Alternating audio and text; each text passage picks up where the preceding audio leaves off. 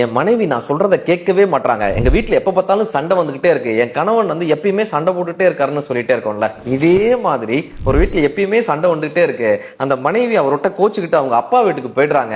ஒரு 10 நாள் ஆகுது.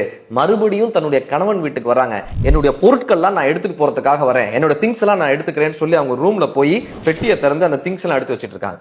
இவர் எதுவுமே பேசாம அந்த ஹால்ல அமைதியா உட்கார்ந்து இருந்தாரு. 1 மணி நேரம் ஆச்சு. அவங்க பெட்டியை எடுத்துட்டு அப்படி கிளம்புனாங்க. இப்ப அவர் கேட்டாரு, உன்னுடைய பொருட்கள் எல்லாத்தையும் எடுத்துக்கிட்டியா? உன்னுடைய பொருட்கள் எல்லாத்தையும் எடுத்துக்கிட்டியா? எடுத்துக்கிட்டேன் அப்படின்ற வார்த்தை மட்டும் வருது. சொல்றாரு, உன்னுடைய பொருள் எல்லாத்தையும் எடுத்துக்கிட்டேன்னு சொல்லி என்னைய மட்டும் விட்டுட்டு போறியே, நான் உன் பொருள் இல்லையான்னு கேட்கிறாரு. அந்த பொண்ணு எதுவுமே பேசலங்க. பெட்டியை அப்படியே கீழே போட்டு ஓடி வந்து தன்னுடைய கணவனை கட்டி பிடிச்சுக்கிறாங்க. முத்த மழை பொழிகிறாங்க. அந்த காதலின் மூலமாக அங்க இருக்கக்கூடிய சண்டை குறைகிறது.